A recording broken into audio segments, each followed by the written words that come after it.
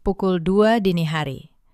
Telepon dari kantor polisi menghancurkan 7 tahun pernikahanku dalam satu kalimat. Suamiku digerebek warga di kamar kos seorang perempuan. Mereka mengira aku akan datang menangis dan memohon agar dia dibebaskan. Tapi aku datang membawa satu map plastik dan satu jawaban yang membuat seisi ruangan terdiam. Halo, sahabat. Selamat datang kembali di kanal ini. Sebelum kita mulai, tuliskan dari kota mana kalian menonton di kolom komentar. Tekan tombol suka dan berlangganan supaya kami makin semangat menghadirkan kisah-kisah seperti ini. Kisah ini terinspirasi dari kisah nyata dengan nama dan tempat yang sudah diubah. Nama saya Lestari, 34 tahun. Saya menjalankan sebuah usaha kecil di bidang catering rumahan di kawasan Bintaro. Sudah 7 tahun saya menjadi istri dan 5 tahun menjadi ibu. Orang bilang saya perempuan yang tenang. Mereka belum pernah melihat saya marah. Pagi itu dimulai seperti ratusan pagi lain dalam rumah tangga kami. Matahari baru saja mengintip dari balik tirai kamar. Namun, saya sudah sibuk di dapur. Saya menyiapkan nasi goreng dan kopi panas. Sarapan kesukaan suami dan anak saya. Aroma itu memenuhi ruangan. Ia menciptakan ilusi sebuah keluarga kecil yang harmonis dan bahagia selama bertahun-tahun. Saya percaya pernikahan kami adalah sesuatu yang patut dibanggakan. Suami saya, Mas Reza, bekerja di sebuah perusahaan terkemuka di Sudirman. Ia bersikap lembut di depan keluarga dan selalu terlihat bertanggung jawab.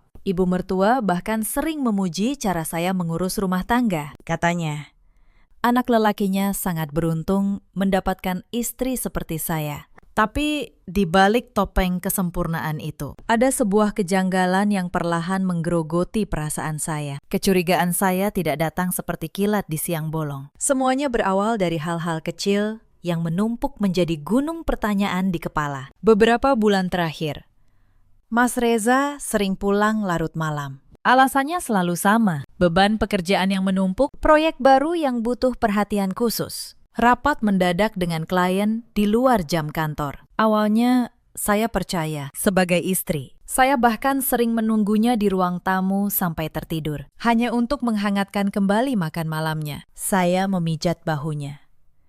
Saya mendengarkan keluh kesahnya tentang betapa kerasnya ia bekerja demi masa depan kami. Saya menelan semua alasannya mentah-mentah, karena begitulah seharusnya seorang istri, mendukung suaminya tanpa banyak bertanya. Namun naluri seorang perempuan jarang sekali salah. Suatu sore, saat saya membereskan pakaian kotornya, saya mengambil kemeja yang ia pakai malam sebelumnya. Hidung saya menangkap aroma yang sangat asing. Itu bukan parfum maskulin yang selalu saya belikan setiap bulan. Itu aroma manis yang menyengat. Perpaduan mawar dan vanila murahan. Jantung saya berdetak lebih cepat. Saya mendekatkan kemeja itu ke wajah. Baunya menempel kuat di bagian kerah. Saya mencoba berpikir positif. Mungkin itu wangi rekan kerja perempuan yang tak sengaja menempel. Mungkin pewangi ruangan di kafe tempat ia bertemu klien. Tetapi semua alasan itu terasa hambar.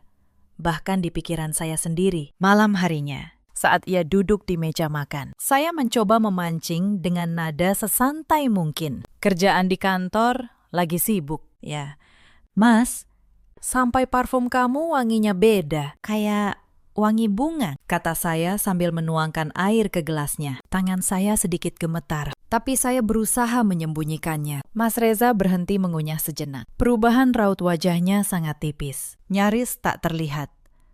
Lalu ia menetralkan ekspresinya dan tertawa kecil yang terdengar dipaksakan. Oh, itu.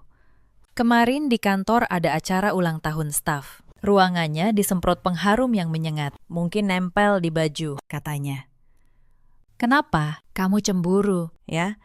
Ia mengusap punggung tangan saya. Saya hanya tersenyum tipis dan mengangguk. Saya membiarkan percakapan itu menguap begitu saja. Namun, di dalam hati saya, alarm peringatan sudah berbunyi nyaring. Sejak hari itu, saya berubah. Saya menjadi pengamat yang diam-diam mengawasi setiap geraknya. Saya tidak ingin menjadi istri histeris yang menuduh tanpa bukti.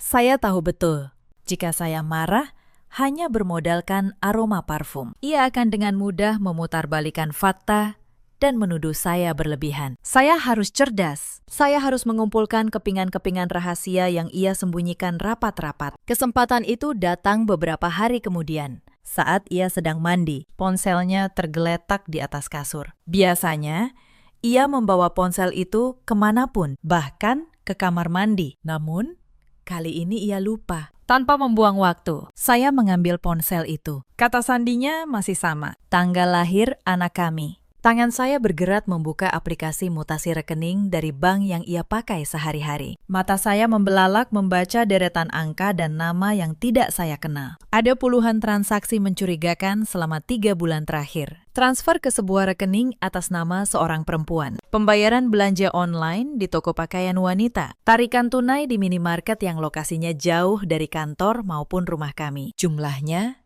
tidak main-main. Uang yang ia keluarkan untuk nama asing itu setara dengan seluruh belanja bulanan keluarga kami. Napas saya tercekat.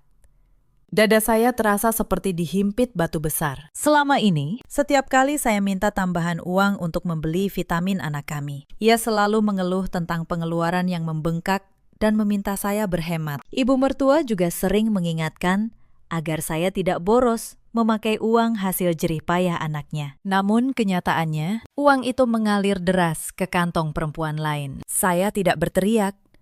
Saya tidak menangis. Saya mengirimkan tangkapan layar semua bukti mutasi itu ke ponsel saya sendiri. Lalu, saya menghapus jejak pengirimannya dari ponselnya. Saya meletakkan ponsel itu kembali tepat di posisi semula. Hanya beberapa detik sebelum pintu kamar mandi terbuka. "Kamu lagi ngapain?" tanyanya sambil mengeringkan rambut. "Lagi merapikan spray," jawab saya tanpa menatap matanya. "Cepat ganti baju. Makan malamnya sudah siap." Malam itu, nasi yang saya suapkan ke mulut sama sekali tidak terasa. Semuanya hambar. Sepahit kenyataan yang baru saja saya temukan. Saya menatap wajah suami saya yang makan dengan lahap, bercerita tentang betapa menyebalkannya bos di kantornya. Di mata saya, ia bukan lagi pahlawan keluarga yang selama ini saya kagumi. Ia adalah pembohong yang sedang bermain sandiwara di depan istri dan anaknya sendiri. Sejak malam itu, saya tahu satu hal. Saya tidak akan kalah. Malam-malam berikutnya menjadi ladang berburu yang sunyi. Setelah memergoki mutasi rekening itu, saya tidak langsung menyerang. Saya menunggu. Saya tahu, jika saya bergerak terlalu cepat, ia akan menutup semua celah dan memindahkan uangnya entah kemana. Suatu malam, saat ia kembali pura-pura lembur, saya diam-diam memasang aplikasi pelacak lokasi di ponselnya. Hanya butuh beberapa menit. Lalu, saya kembalikan ponsel itu, dan ia tidak pernah curiga. Mulai malam itu, setiap langkahnya muncul sebagai titik biru di layar ponsel saya. Ia tidak tahu.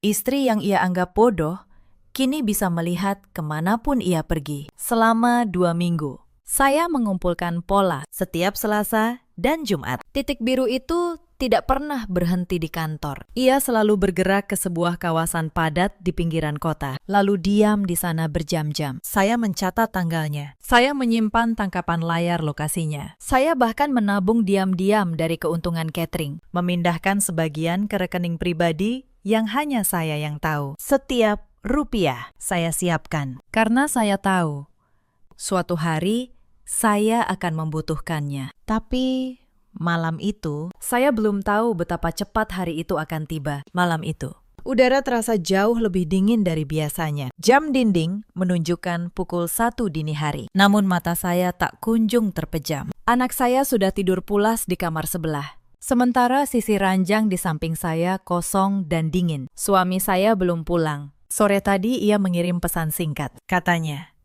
ia harus meninjau proyek di luar kota dan baru pulang besok pagi. Alasan klise yang mungkin akan dipercaya oleh istri yang bodoh. Tapi saya sudah tidak butuh lagi alasan dari mulutnya. Saya menatap layar ponsel dalam gelap. Titik biru itu tidak berada di luar kota. Ia berada di kawasan padat penduduk di pinggiran, di area yang terkenal dengan deretan rumah kos. Sejak pukul 9 malam, titik itu tidak beranjak. Saya terus menatapnya, membayangkan apa yang sedang ia lakukan di sana. Bersama siapa? Perut saya terasa mual, Saya ingin sekali membanting ponsel ini sampai hancur. Tapi saya menarik napas panjang. Emosi tidak akan menyelesaikan apapun. Saya butuh buktinya, bukan sekedar titik koordinat di sebuah aplikasi. Saya mencoba memejamkan mata, berharap rasa lelah segera membawa saya tidur. Namun, tepat pukul 2 dini hari, keheningan malam dipecahkan oleh dering telepon yang melengking tajam dari nakas. Jantung saya seketika berdegup kencang. Nomor di layar adalah deretan angka panjang yang sama sekali tidak saya kenal. Panggilan di jam seperti ini tidak pernah membawa kabar baik. Dengan tangan yang sedikit gemetar, saya menggeser ikon hijau dan menempelkan ponsel ke telinga. Halo, benar ini. Dengan istri dari Bapak Reza. Suara seorang pria di seberang menyebut nama lengkap suami saya dengan nada tegas dan resmi. Iya. Benar. Saya istrinya, jawab saya. Maaf, ini dari mana? Ya, malam-malam begini. Saya berusaha menjaga suara tetap tenang, meski dada saya bergemuruh. Saya dari kepolisian sektor. Bu, mohon maaf mengganggu waktu istirahat Ibu. Kami ingin memberitahukan bahwa suami Ibu saat ini berada di kantor polisi. Ujar suara itu. Berat dan tanpa basa-basi. Darah saya serasa berhenti mengalir. Kalimat itu seperti palu godam yang menghantam kepala. Berbagai kemungkinan buruk berkelebat. Kecelakaan. Perampokan di kantor polisi. Suami saya kenapa? Pakistan. Apakah terjadi kecelakaan? Dia bilang sedang ada tugas luar kota. Terdengar hembusan napas pelan dari seberang. Bukan kecelakaan. Bu, suami Ibu baru saja diserahkan oleh warga. Beliau digerebek oleh warga R karena kedapatan berada di dalam kamar kos seorang perempuan. Polisi itu menyebutkan sebuah nama yang rasanya membuat saya ingin muntah. Berduaan di jam yang tidak wajar dengan pintu terkunci. Warga merasa resah dan melakukan penggerebekan untuk mencegah main hakim sendiri. Mereka membawa keduanya ke kantor polisi. Dunia di sekeliling saya seolah berhenti berputar. Udara di kamar tiba-tiba terasa menghilang. Digerebek warga. Di kamar kos, perempuan simpanannya. Suami saya. Lelaki yang nama baiknya selalu dijaga mati-matian oleh ibu mertua. Lelaki yang selalu rapi dan sok suci. Tertangkap seperti maling murahan oleh warga kampung. Ada rasa perih yang sangat menusuk hati saya. Rasa malu membayangkan ayah dari anak saya dipermalukan di depan umum. Tapi anehnya, di balik semua rasa sakit itu, ada setitik kelegaan yang ganjil. Bukti yang selama ini saya cari akhirnya datang sendiri, diantar langsung oleh takdir, dengan cara yang paling memalukan baginya. Halo, Bu, Ibu masih di sana? Suara polisi itu menyadarkan saya. Iya, Pakistan. Saya masih dengar, jawab saya lirih. Air mata yang sejak tadi saya tahan akhirnya menetes satu persatu. Bukan karena saya masih mencintainya, tapi karena tangis itu adalah sisa-sisa kewarasan dari seorang istri yang merasa dihargai begitu rendah. Kami minta Ibu datang ke kantor sekarang juga. Suami Ibu dan pihak perempuan masih kami tahan, karena ini masuk delik aduan. Biasanya bisa diselesaikan secara kekeluargaan, jika pihak istri bersedia. Kami tunggu kedatangan Ibu. Saya akan segera ke sana, jawab saya. Lalu saya memutus sambungan. Saya bangkit dari tempat tidur. Tidak ada lagi sisa kantuk. Saya berjalan ke kamar mandi, mencuci muka dengan air dingin, dan menatap pantulan wajah saya di cermin. Mata itu memerah, tapi tidak ada lagi keraguan di sana. Alih-alih memakai baju tidur seperti orang panik, saya memilih pakaian yang rapi dan elegan. Saya merias wajah tipis. Saya memastikan tidak ada jejak perempuan lemah dan hancur di penampilan saya malam itu. Kemudian saya berjalan ke laci meja kerja. Saya mengeluarkan sebuah map plastik yang sudah saya siapkan sejak beberapa minggu lalu. Di dalamnya ada buku nikah asli kami, tumpukan cetakan mutasi rekening yang menunjukkan aliran dana ke perempuan itu, dan beberapa bukti lain yang sudah saya kumpulkan. Saya memasukkan map itu ke dalam tas. Lalu saya melangkah ke kamar anak saya, mencium keningnya yang tertidur lelap, dan berbisik meminta maaf. Karena hidupnya mungkin tidak akan sama lagi setelah malam ini. Saya mengunci pintu rumah dan masuk ke mobil. Saya membelah jalanan kota yang sepi, di bawah sorot lampu temaram. sepanjang perjalanan. Pikiran saya sangat jernih. Polisi tadi bilang kekeluargaan dan penjamin. Mereka pikir saya akan datang menangis histeris, memohon agar suami saya dibebaskan demi nama baik keluarga, lalu memaafkannya setelah ia bersujud di kaki saya. Mereka salah besar. Malam ini, saya tidak datang untuk menyelamatkan siapapun. Saya datang untuk mengakhiri semuanya dengan cara saya sendiri. Langkah kaki saya bergema di lorong kantor polisi yang berbau kopi hitam dan asap rokok basi. Udara dingin dari pendingin ruangan menusuk kulit, namun tidak sebanding dengan kebekuan yang menyelimuti hati saya. Tidak ada air mata, tidak ada panik. Yang ada hanyalah kekosongan yang perlahan diisi oleh ketegasan. Saya merapatkan tas tangan, merasakan tekstur map plastik di dalamnya. Senjata utama saya malam ini saat saya memasuki ruang pemeriksaan. Pemandangan pertama yang menyambut saya begitu menjijikan hingga perut saya nyaris mual. Di sudut ruangan, di atas kursi kayu panjang yang catnya mengelupas, saya melihat suami saya, lelaki yang selalu menuntut kemejanya disetrika licin dan sepatunya disemir mengkilap. Kini terlihat seperti gelandangan. Rambutnya berantakan, kancing kemejanya terbuka dua. Wajahnya pucat pasi. Ia menunduk memegangi kepala, seolah berharap lantai akan terbuka dan menelannya hidup-hidup. Di ujung lain kursi panjang itu, duduk meringkuk seorang perempuan yang usianya jauh lebih muda dari saya. Pakaiannya hanya daster tipis selutut, ditutupi jaket kebesaran yang sangat saya kenal sebagai milik suami saya. Wajahnya tertunduk dalam, disembunyikan di balik rambutnya yang kusut. Bahunya berguncang oleh tangis. Jadi, inikah perempuan yang selama ini menguras tabungan keluarga kami? Inikah perempuan yang membuat suami saya rela berbohong setiap hari, meninggalkan anak dan istrinya demi menghabiskan malam di kamar kos sempit? Saya tersenyum sinis dalam hati. Sungguh selera yang murahan. Ketika langkah sepatu saya terdengar, Mas Reza mengangkat wajah. Matanya yang merah langsung melebar saat melihat saya berdiri menjulang di hadapannya. Tidak ada wajah istri yang hancur karena dibangunkan paksa di tengah malam. Saya berdiri di sana dengan riasan tipis yang rapi, rambut tertata, dan pakaian elegan, menatapnya dengan pandangan sedingin es. Saya melihat cakunya naik turun menelan ludah. Ia mencoba membuka mulut, namun suaranya tercekat di tenggorokan sebelum ia sempat bicara. Pintu ruangan kembali terbuka. Ibu mertua masuk dengan langkah tergesa-gesa. Wajahnya merah padam.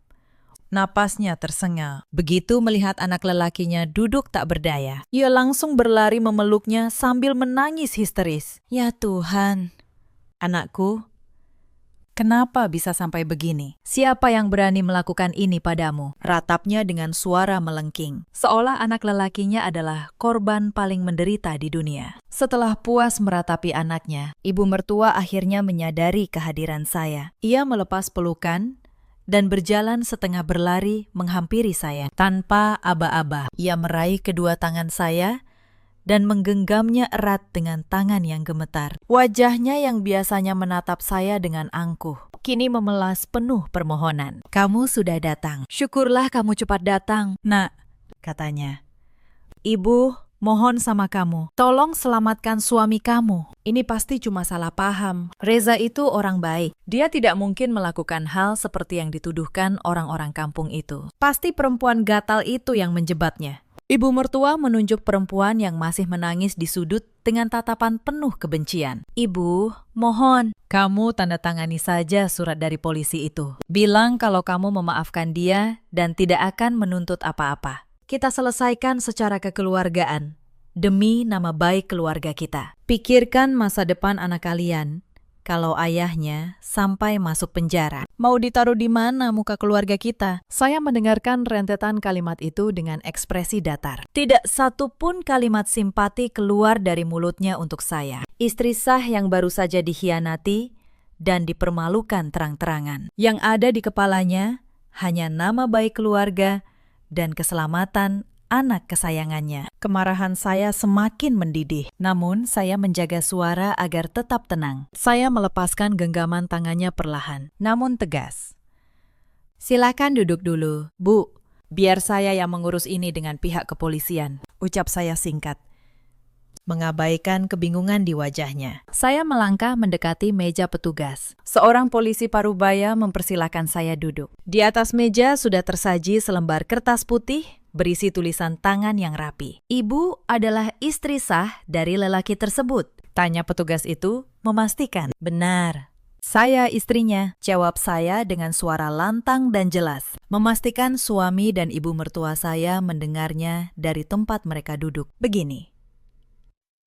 "Bu, suami ibu diserahkan warga sekitar pukul 11:30 siang tadi. Warga menggerebek mereka berdua di kamar kos perempuan tersebut. Warga sangat marah karena merasa lingkungan mereka dikotori. Namun, karena perbuatan ini termasuk delik aduan absolut. Proses hukum pidananya baru bisa berjalan jika ada laporan resmi dari pihak yang dirugikan. Dalam hal ini, ibu sebagai istri sah." Polisi itu kemudian mendorong kertas putih itu ke arah saya. "Ini surat pernyataan damai. Jika ibu bersedia memaafkan dan menyelesaikan secara kekeluargaan demi keutuhan rumah tangga, ibu cukup menandatangani surat ini. Kami akan memberi pembinaan singkat, lalu mereka berdua bisa dibebaskan malam ini juga." Warga sudah sepakat tidak memperpanjang masalah jika istri sahnya sendiri sudah memaafkan. Keheningan yang mencekam turun ke ruangan. Di belakang saya bisa mendengar suami saya menahan napas, menunggu keputusan saya. Ibu mertua berkomat kamit membaca doa, berharap saya segera menggoreskan tinta di kertas itu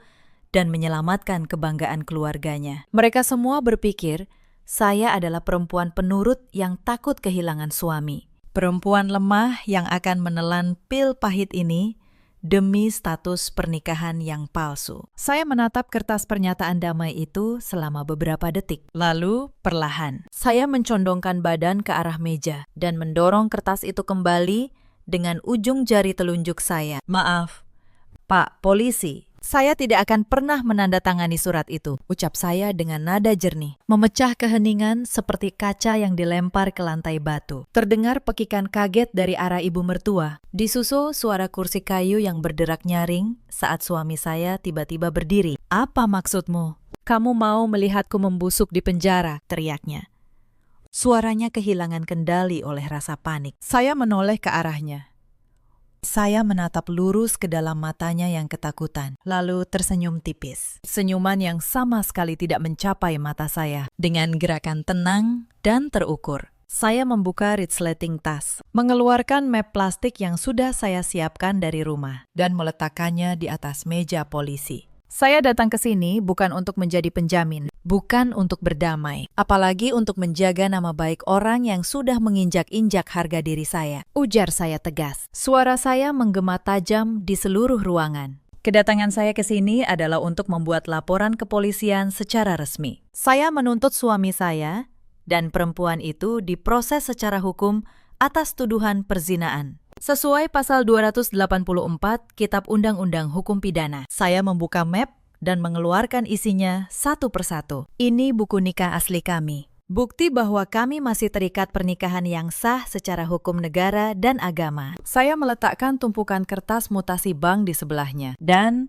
ini, bukti aliran dana dari rekening suami saya ke rekening perempuan itu selama berbulan-bulan. Sebagian besar menggunakan uang dari harta bersama kami, ditambah kesaksian warga yang menggerebek mereka langsung. Bukti-bukti ini sudah lebih dari cukup. Ruangan itu seketika hening bak kuburan. Wajah polisi di hadapan saya berubah serius dan profesional, menyadari bahwa perempuan di depannya tidak sedang bermain-main. Di belakang saya, ibu mertua jatuh terduduk kembali ke kursinya, menutupi wajahnya dengan kedua tangan, menyadari skandal ini tidak akan bisa ditutupi lagi. Sementara itu, suami saya berdiri mematung, tubuhnya bergetar hebat. Matanya membelalak menatap tumpukan bukti mutasi yang tergeletak di atas meja. Ia akhirnya sadar bahwa selama ini saya sudah tahu segalanya, bahwa saya diam bukan karena bodoh, melainkan karena sedang menyusun tali gantungan untuk lehernya sendiri. Perempuan selingkuhannya kini menangis meraung-raung dari sudut ruangan, meneriakkan kata maaf yang terdengar menjijikkan di telinga saya. Saya mengabaikan mereka semua. Setelah polisi menyatakan bahwa laporan saya akan segera diproses dan keduanya akan ditahan untuk pemeriksaan lebih lanjut, saya berdiri dari kursi, Tolong proses ini seadil-adilnya. Saya permisi, ucap saya sambil menganggukkan kepala kepada petugas. Saya membalikkan badan dan berjalan menuju pintu keluar. Suami saya meneriakkan nama saya berulang kali, memohon agar saya kembali, memohon agar saya memikirkan anak kami. Ibu mertua ikut menyumpahi saya sebagai istri durhaka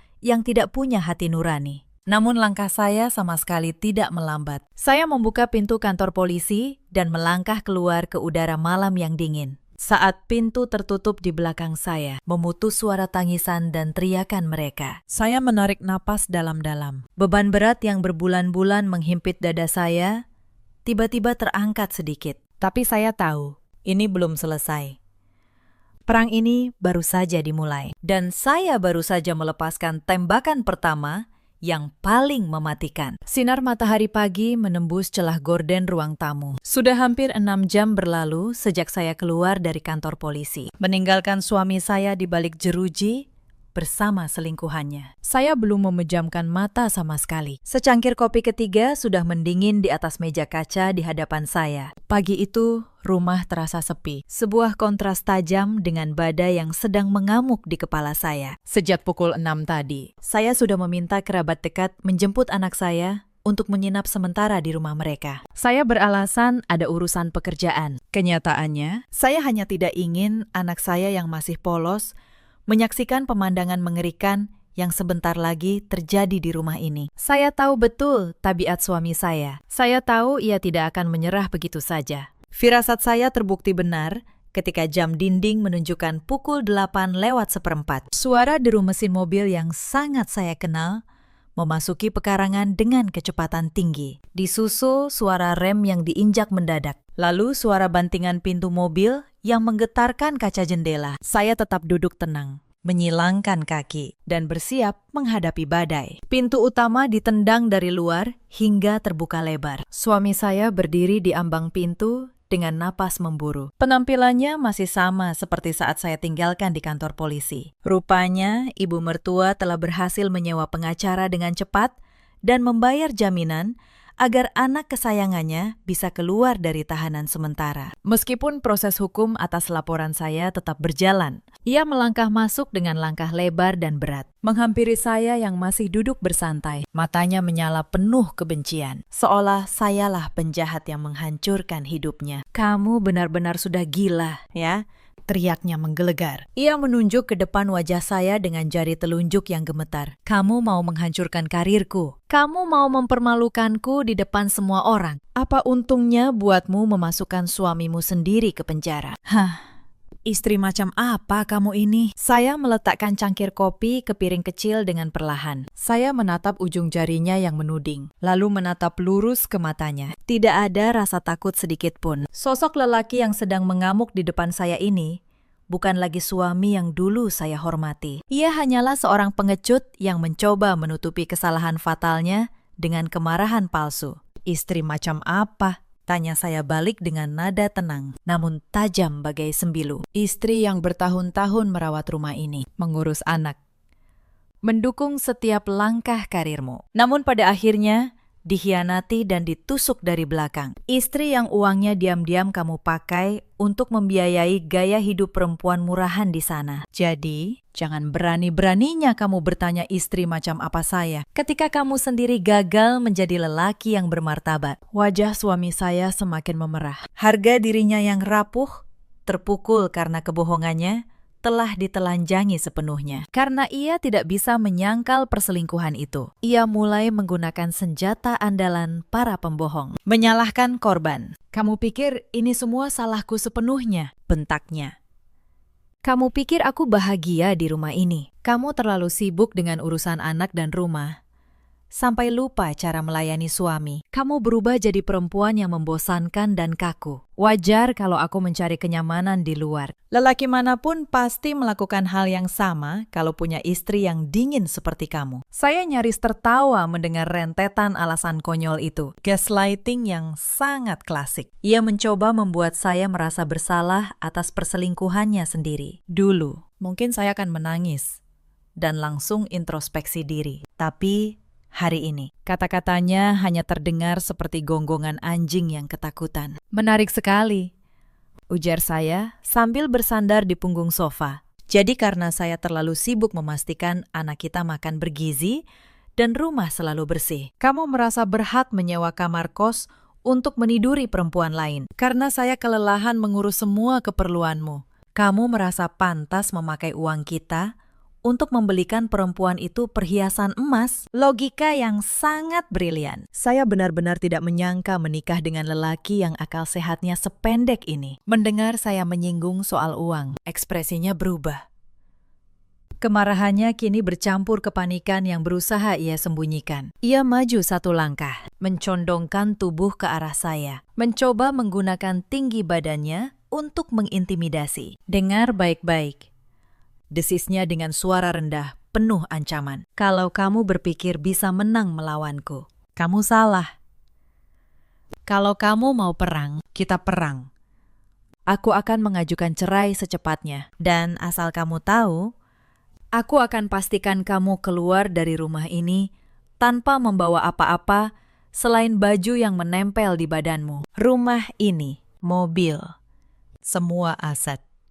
Itu hasil keringatku atas namaku. Aku akan menyewa pengacara terbaik dan membuatmu miskin, supaya kamu sadar, tanpa aku, kamu bukan siapa-siapa. Kamu juga tidak akan dapat hak asuh anak kita. Tidak ada pengadilan yang menyerahkan anak pada perempuan pengangguran yang tidak punya penghasilan sepertimu. Kata-katanya meluncur seperti bisa ular, dirancang untuk melumpuhkan mental saya. Ia benar-benar yakin memegang kendali penuh. Ia mengira selama ini saya hanya menumpang hidup padanya. Ia melupakan satu fakta penting. Ia lupa dengan siapa ia berbicara. Saya berdiri perlahan dari sofa, menyejajarkan posisi agar tidak harus mendongak saat menatapnya. Saya melipat kedua tangan di dada, menatapnya dengan tatapan meremehkan dari ujung kepala hingga kaki. Silakan, ujar saya dengan senyum dingin. Silakan ajukan cerai. Saya justru akan sangat berterima kasih. Tapi sebelum kamu bermimpi bisa mengusir saya dari rumah ini,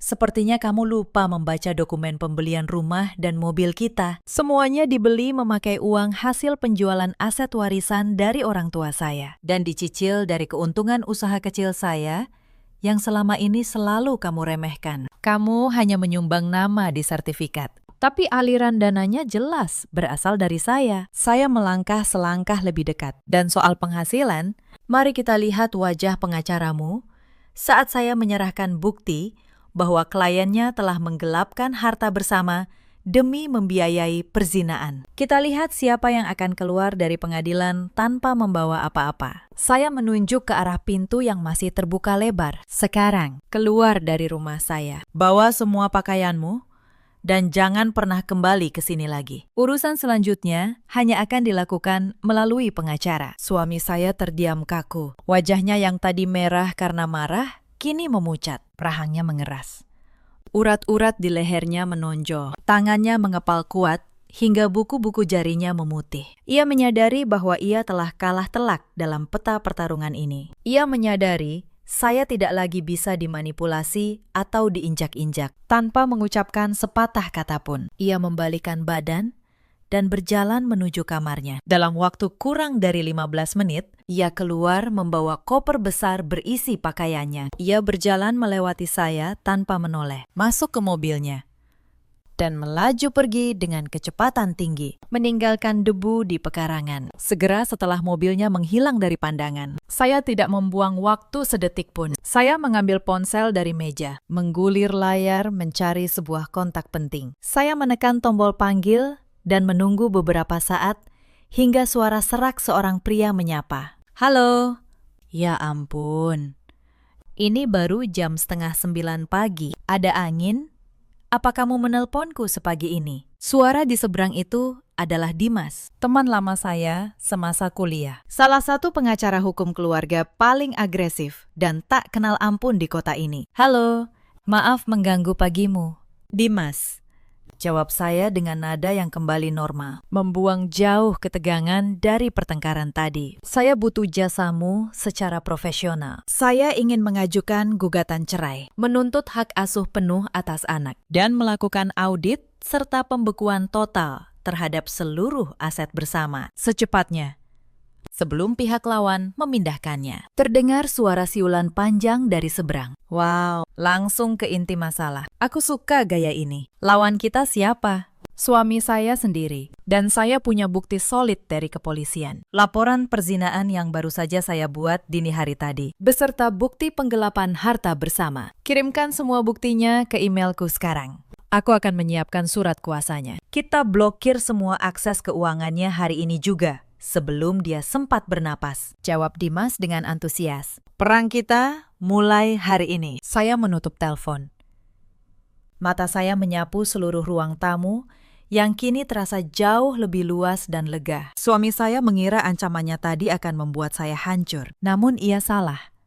Air mata saya sudah kering. Saatnya mengubah kesedihan ini menjadi strategi yang mematikan. Ruang kantor pengacara terasa dingin. Kontras dengan udara di luar yang mulai memanas menjelang siang. Dimas duduk di seberang meja besar dari kayu jati. Di hadapannya bertumpuk dokumen yang baru saja saya serahkan. Mata elangnya meneliti setiap lembar mutasi rekening, bukti transfer, dan salinan laporan kepolisian. Sesekali ia membenarkan letak kacamatanya, menghela napas panjang, lalu mencatat sesuatu di bukunya. Saya duduk bersandar di kursi kulit yang empuk, memperhatikan geraknya dalam diam. Pikiran saya masih berpacu, menyusun rencana demi rencana agar lelaki pengkhianat itu tidak memiliki satu celah pun untuk lolos. Gila, gumam Dimas, memecah keheningan yang sudah berlangsung hampir 15 menit. Ia meletakkan lembaran terakhir mutasi rekening itu dan menatap saya dengan pandangan tak percaya. Aku sudah menangani ratusan kasus perceraian dan perselingkuhan. Tapi kelakuan suamimu ini ada di level yang berbeda. Dia bukan cuma berselingkuh, dia secara sistematis memindahkan harta bersama kalian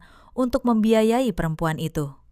Lihat pola transfer ini. Dimas memutar sebuah kertas agar saya bisa membacanya. Ia menunjuk deretan angka dengan ujung penanya. Awalnya hanya transfer kecil, 500.000, 1 juta, mungkin untuk biaya makan atau kencan biasa. Tapi lihat, di bulan ketiga, ada penarikan tunai dalam jumlah besar. Disusul transfer puluhan juta ke rekening atas nama Vina. Keterangannya kosong. Tapi dari polanya, ini bukan uang jajan biasa. Ini pembelian barang bernilai tinggi. Kamu sadar, ada uang sebanyak ini keluar dari rekening bersama kalian. Saya menatap deretan angka yang ditunjuk Dimas. Seketika, dada saya seperti dihantam balok. Mata saya membelalak. Itu bukan rekening operasional usaha yang biasa saya pakai. Itu adalah rekening khusus yang kami buat 3 tahun lalu. Rekening yang kami sepakati sebagai tabungan pendidikan untuk masa depan anak kami. Setiap bulan, saya menyisihkan sebagian besar keuntungan usaha kecil saya ke sana. Sementara suami saya berjanji menambahkan jumlah yang sama dari gajinya. Kami berjanji tidak akan pernah menyentuh uang itu, kecuali untuk biaya sekolah, asuransi pendidikan, atau kebutuhan darurat anak. Tangan saya bergetar saat mengambil ponsel. Saya segera membuka aplikasi perbankan dan mencoba masuk ke rekening pendidikan itu. Saya jarang mengeceknya, karena saya terlalu percaya pada suami saya yang memegang kartu ATM utamanya. Setelah memasukkan kata sandi, layar memuat informasi saldo. Angka yang tertera di sana membuat napas saya tercekat. Saldonya hanya tersisa beberapa ratus ribu rupiah. Batas minimal yang ditahan bank agar rekening tidak ditutup otomatis. Ratusan juta yang saya kumpulkan dengan susah payah. Uang yang diniatkan untuk masa depan darah dagingnya sendiri. Lenyap tanpa sisa. Dia menguras tabungan pendidikan anak kami, bisik saya dengan suara bergetar. Kemarahan yang tadi pagi sudah berhasil saya kendalikan. Kini kembali meledak. Jauh lebih besar dan lebih gelap dari sebelumnya. Kali ini, amarah saya bukan karena dikhianati sebagai seorang istri, melainkan karena ia telah merampok masa depan anak kami demi memuaskan nafsu kotornya dengan seorang perempuan di kamar kos. Ia rela mengorbankan anaknya sendiri. Air mata kemarahan menggenang di pelupuk mata, tapi saya menolak membiarkannya jatuh. Saya mengusap wajah, mengubah kesedihan itu menjadi tekad baja yang tak tergoyahkan. Kurang ajar, desis Dimas saat melihat reaksi wajah saya. Ia langsung memahami dari mana asal uang puluhan juta itu. Dia menggunakan tabungan pendidikan anak kalian untuk perempuan itu. Ini bukan lagi sekedar kasus perzinaan dalam hukum keluarga, Lestari. Ini sudah masuk ranah penggelapan harta bersama. Kita punya senjata yang sangat kuat sekarang. Saya mau semua akses keuangannya diblokir hari ini juga, ucap saya tegas. Menatap lurus ke matanya. Semua rekening bersama, semua kartu kredit tambahan yang tagihannya dibayar dari usaha saya, dan semua aset yang masih atas nama kami berdua. Saya tidak mau dia menarik 1 sen pun dari uang yang tersisa. Dia mengancam akan membuat saya miskin dan mengambil alih rumah. Jadi, sebelum dia sempat melakukan manuver apapun, kita potong urat nadinya lebih dulu. Dimas tersenyum miring. Sebuah senyuman predator yang justru saya butuhkan dari seorang pengacara saat ini. Itu pasti. Aku sudah menyiapkan surat kuasa khusus dengan bukti laporan kepolisian tentang perzinaan ini. Ditambah bukti awal penggelapan harta bersama. Kita punya dasar hukum yang kuat untuk meminta bank membekukan rekening-rekening itu, demi mengamankan sengketa sebelum sidang harta Gonogini dimulai. Kita ke Bank Pusat sekarang juga. Aku yang akan bicara dengan kepala cabangnya. Mereka tidak akan berani menolak kalau kita membawa dokumen legal yang lengkap. Tanpa membuang waktu, saya menandatangani surat kuasa dan berkas pengajuan gugatan cerai yang sudah disiapkan. Setelah semuanya selesai, kami bergegas meninggalkan kantornya menuju salah satu bank terbesar di pusat kota, tempat sebagian besar aset dan dana kami disimpan. Sepanjang perjalanan, pikiran saya terus berputar. Suami saya mungkin berpikir, uang yang ia sembunyikan atau aset yang ia beli atas nama perempuan itu akan aman. Ia meremehkan ketelitian saya. Saya tahu setiap detail pemasukan dan pengeluaran di rumah kami. Dan saya akan melacak setiap rupiah yang hilang. Kehadiran Dimas sebagai pengacara yang cukup dikenal membuat kami langsung diarahkan ke ruang manajer cabang. Seorang pria parubaya berseragam rapi menyambut kami dengan sopan. Namun wajahnya berubah tegang ketika Dimas mulai menyebar dokumen hukum di atas mejanya. Dimas menjelaskan situasinya dengan bahasa hukum yang tajam dan lugas. Surat kuasa, laporan kepolisian, dan bukti aliran dana itu tersusun rapi di hadapan sang manajer. Manajer itu membaca setiap lembar dengan saksama. Beberapa kali ia menelan ludah. Ia tahu menolak permintaan ini berarti menempatkan bank pada risiko hukum yang serius. Baik, Pak Dimas, Bu Lestari. Dengan dasar surat kuasa dan laporan kepolisian ini, kami akan memproses pemblokiran sementara terhadap rekening bersama tersebut sambil menunggu putusan sidang harta. Saya minta waktu beberapa jam untuk koordinasi internal. Saya butuh konfirmasi tertulis sebelum kami meninggalkan ruangan ini. Potong Dimas tenang. Setiap menit yang Anda tunda, klien saya berisiko kehilangan aset yang sedang disengketakan. Saya yakin Bapak paham konsekuensinya. Manajer itu mengangguk. Dalam waktu kurang dari 1 jam, semua rekening bersama, kartu kredit tambahan, dan deposito atas nama kami berdua resmi dibekukan. Suami saya, yang beberapa jam lalu mengancam akan membuat saya tidak punya apa-apa, kini bahkan tidak bisa menarik uang dari mesin ATM. Saya membayangkan wajahnya saat menggesek kartu dan menemukan semuanya tertolak. Saya tidak merasa puas. Saya hanya merasa untuk pertama kalinya dalam bertahun-tahun, keadilan mulai berpihak pada saya. Hari-hari berikutnya berlalu seperti operasi yang sudah saya rencanakan matang. Setiap pagi, Dimas mengirim kabar perkembangan. Pihak Vina, perempuan itu, ternyata sudah lebih dulu menghilang dari kos. Begitu mengetahui rekening tujuan transfernya, ikut dilacak. Suami saya berkali-kali mencoba menghubungi saya. Pesan-pesannya berubah dari ancaman menjadi rayuan, lalu menjadi permohonan, dan akhirnya menjadi sumpah serapah. Saya tidak membalas satupun. Semua saya teruskan ke Dimas sebagai bukti tambahan. Ibu mertua datang ke rumah suatu sore. Kali ini tanpa kemarahan. Ia duduk di ruang tamu yang sama, dengan mata sembab dan tangan yang gemetar. Lestari, katanya lirih. Ibu tahu Reza salah. Ibu tahu. Tapi tolong, jangan hancurkan dia sampai ke akar-akarnya. Dia tetap ayah dari cucu ibu. Kalau dia dipenjara, kalau dia bangkrut, Mau jadi apa nanti? Saya menatap perempuan yang dulu memuji saya di depan, lalu mengingatkan saya agar tidak boros di belakang. Perempuan yang di malam terburuk hidup saya. Satu kalimat simpati pun tidak ia berikan untuk saya. Bu, jawab saya tenang. Waktu saya berdiri sendirian di kantor polisi itu, dipermalukan di depan banyak orang. Tidak ada satupun dari kalian yang bertanya, bagaimana perasaan saya? Yang kalian pikirkan hanya nama baik Reza dan nama baik keluarga. Sekarang, saya juga sedang memikirkan masa depan. Bukan masa depan Reza, tapi masa depan anak saya yang tabungan pendidikannya dikuras habis oleh ayahnya sendiri. Saya tidak menghancurkan siapa-siapa, Bu. Saya hanya menuntut apa yang menjadi hak saya dan anak saya.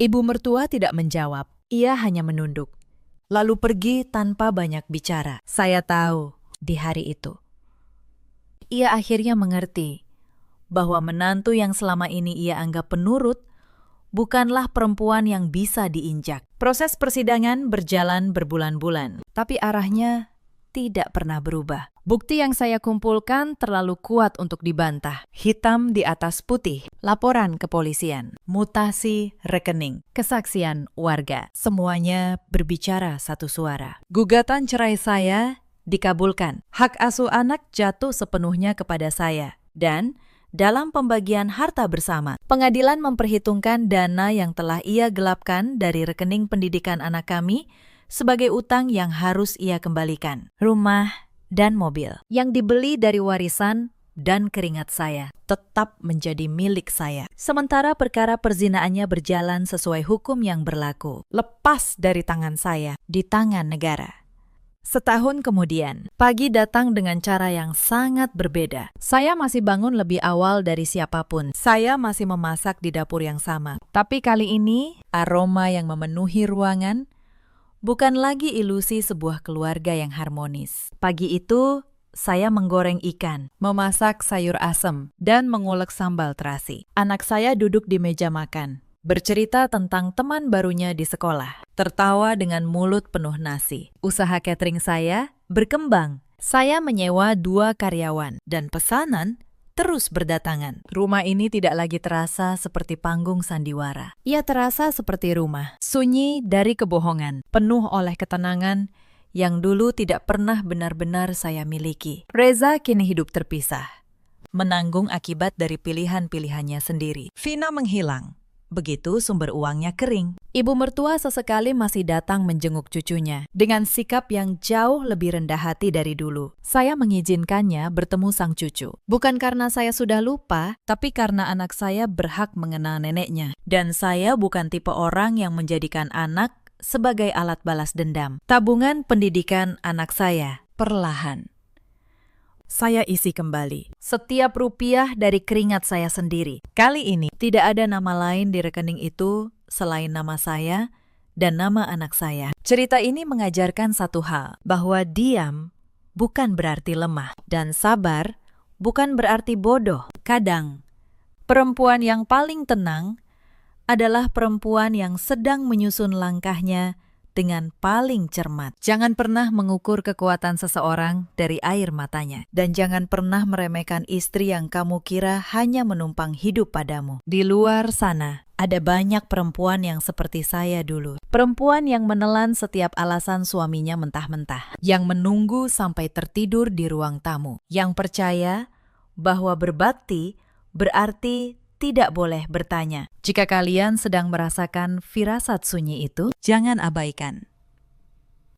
Bukan untuk menjadi istri yang penuh curiga, tapi untuk menjadi perempuan yang tidak kehilangan dirinya sendiri. Di luar sana, ada juga banyak suami seperti Reza. Lelaki yang mengira topeng kerapian dan kata-kata manis cukup untuk menutupi pengkhianatan. Yang lupa bahwa rumah tangga dibangun di atas kepercayaan, bukan di atas sandiwara. Dan ada pula para ibu mertua yang di saat genting lebih memilih membela nama baik keluarga daripada melihat kebenaran. Yang lupa bahwa menantu mereka juga seorang anak perempuan, milik orang tua lain yang membesarkannya dengan kasih sayang. Dalam hidup, kita selalu punya pilihan. Kita bisa memilih hancur atau memilih bangkit. Saya memilih bangkit, bukan dengan teriakan, tapi dengan ketenangan dan bukti yang berbicara. Bagaimana dengan kalian?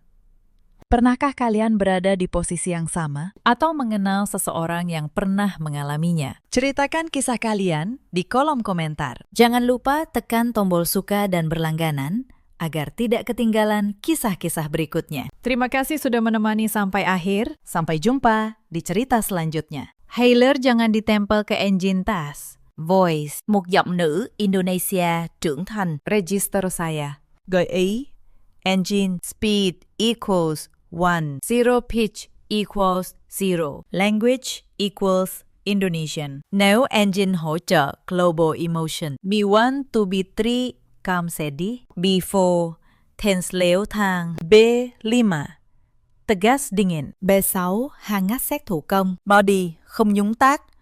Paste below. Malam itu, suami saya melempar selembar surat pengunduran diri ke atas meja makan sambil tertawa. Ia menertawakan pekerjaan saya. Katanya, seorang istri dari calon direktur tidak pantas bekerja di kantor yang menurutnya kelas kampung. Malam itu juga, saya dipaksa berhenti bekerja. Saya dijadikan pembantu tanpa upah di rumah mertua saya sendiri. Mereka semua tersenyum puas saat melihat saya menandatangani surat itu tanpa melawan. Mereka pikir saya sudah kalah. Mereka pikir hidup saya kini sepenuhnya ada di tangan mereka. Jadi saya memilih diam. Saya biarkan mereka percaya pada kemenangan mereka. Sampai keesokan paginya, saat suami saya melangkah masuk ke kantor dengan dada membusung, siap menikmati jabatan barunya. Wajahnya mendadak pucat, seluruh tubuhnya gemetar. Karena perempuan yang semalam ia hina, dan ia paksa menjadi pembantu. Pagi itu sudah duduk di kursi paling tinggi di perusahaan tempatnya bekerja. Dan di tangan saya, sudah ada satu map yang akan meruntuhkan seluruh kesombongannya. Halo, sahabat. Selamat datang kembali di kanal ini. Sebelum kita mulai, tulis dulu di kolom komentar. Kamu menonton dari kota mana? Semoga yang sudah menekan tombol suka dan berlangganan selalu diberi kesehatan dan kelancaran rezeki. Kisah malam ini tentang seorang perempuan yang dianggap tidak ada nilainya. Sampai dunia berbalik dalam satu pagi. Mari kita mulai. Nama saya Larasati. Orang memanggil saya Laras. Usia saya 34 tahun. Saya bekerja sebagai auditor keuangan senior di sebuah perusahaan distribusi di kawasan Sudirman. Sudah 11 tahun saya menekuni angka, laporan, dan jejak transaksi. Saya bukan perempuan yang mudah goyah. Setidaknya, itu yang dulu saya percaya tentang diri saya sendiri. Saya menikah dengan Nando 8 tahun lalu. Waktu itu, ia masih seorang staf biasa. Gajinya kecil, mimpinya besar. Saya yang menemaninya dari titik paling bawah. Saya yang membayar cicilan rumah kontrakan kami di Bekasi Tengah saat ia belum punya apa-apa. Saya yang menyiapkan map lamaran, melatihnya bicara di depan cermin, menahan tangannya saat ia gemetar sebelum wawancara. Dulu, ia menggenggam tangan saya dan berkata, "Tanpa kamu, saya bukan siapa-siapa." Saya percaya pada kalimat itu. Saya menyimpannya seperti menyimpan harta. Tapi ada satu hal yang tidak pernah saya duga tentang pernikahan, bahwa yang paling menyakitkan bukanlah kemiskinan, bukan pula kesulitan hidup, melainkan saat orang yang dulu menggenggam tanganmu di titik terendah, tiba-tiba merasa dirinya terlalu tinggi untuk berdiri di sampingmu. Itulah yang terjadi pada saya. Perubahan itu datang perlahan. Lalu tiba-tiba, tahun lalu, Nando dipromosikan menjadi kepala bagian di perusahaannya. Sebuah perusahaan logistik yang cukup besar di kawasan Kuningan. Sejak hari itu, ada sesuatu dalam dirinya yang berubah. Cara ia bicara berubah. Cara ia menatap saya berubah. Cara ia menyebut pekerjaan saya pun berubah. Dulu, ia bangga punya istri yang mandiri. Sekarang, ia mulai menyebut kantor saya dengan nada merendahkan. Cuma kantor distribusi kecil, katanya. Suatu malam, ngapain capek-capek? Gajinya juga tidak seberapa. Saya hanya tersenyum waktu itu. Saya pikir itu hanya lelah biasa. Saya salah. Tanda-tanda lain mulai bermunculan, satu persatu. Suatu malam, Kami diundang ke acara perusahaannya. Saya mengenakan gaun terbaik yang saya punya. Tapi di depan rekan-rekannya, Nando memperkenalkan saya dengan canggung. "Ini istri saya," katanya. "Iya, ya, ibu rumah tangga." Padahal saat itu saya masih bekerja. Saat saya mencoba meralat, ia menekan lengan saya pelan, isyarat agar saya diam. Malam itu, di mobil, dalam perjalanan pulang, saya bertanya, "Kenapa?" Ia hanya menjawab, "Di lingkungan saya, istri yang kerja kantoran kecil itu kurang pantas dibanggakan." Saya terdiam sepanjang sisa perjalanan. Untuk pertama kalinya, saya merasa menjadi sesuatu yang ia sembunyikan. Sejak malam itu, saya mulai memperhatikan banyak hal yang dulu tidak saya lihat. Cara ia menghindar saat saya bercerita tentang pekerjaan. Cara ia memotong ucapan saya di depan orang lain. Cara ia memuji istri-istri rekannya yang hanya tinggal di rumah. Setiap hal kecil itu menumpuk perlahan, seperti retakan halus di dinding yang tampak kokoh. Mertua saya, Bu Sutina, ikut memperkeruh keadaan.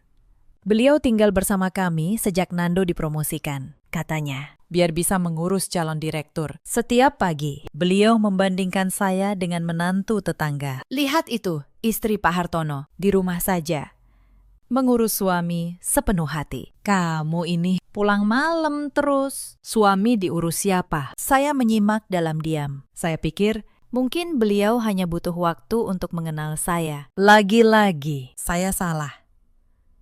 Bu Sutinah tidak berhenti di kata-kata. Suatu sore, saya pulang dan mendapati lemari saya berantakan. Beberapa pakaian kerja saya hilang. Saat saya tanya, beliau menjawab enteng, "Ibu kasih ke tetangga. Toh kamu sebentar lagi tidak butuh baju kerja." Saya hanya bisa menelan rasa kesal di dada. Lalu, beberapa hari kemudian, saya menyadari sesuatu yang lebih jauh. Tabungan bersama kami berkurang. Saat saya tanya pada Nando, ia menjawab tanpa menatap saya, "Ibu butuh modal usaha kecil. Saya kasih dari tabungan kita." Ia tidak meminta pendapat saya. Ia bahkan tidak merasa perlu memberitahu saya lebih dulu. Uang yang saya kumpulkan bertahun-tahun dipakai tanpa sepatah kata izin. Di rumah itu, suara saya perlahan dihapus, sehelai demi sehelai. Lalu ada Wulan, adik ipar saya, usia 29 tahun. Ia tinggal di rumah kami juga. Katanya sedang mencari kerja. Tapi yang saya lihat setiap hari, ia hanya sibuk dengan ponselnya dan tas-tas baru. Wulan paling pintar membakar suasana. Setiap kali Nando pulang, Wulan punya cerita baru tentang betapa hebatnya kakaknya dan betapa istri kakaknya tidak tahu diri. Mbak Laras itu sombong. "Mas," katanya suatu sore, punya gelar sedikit, berasa pintar sendiri. Nando hanya tertawa. Tawa yang dulu hangat kini terdengar asing di telinga saya. Puncaknya datang pada satu malam di bulan kemarin. Nando pulang dengan wajah berseri. Begitu masuk rumah, ia langsung memanggil seluruh isi rumah ke ruang makan. Bu Sutinah datang dengan senyum lebar. Wulan ikut duduk. Matanya berbinar.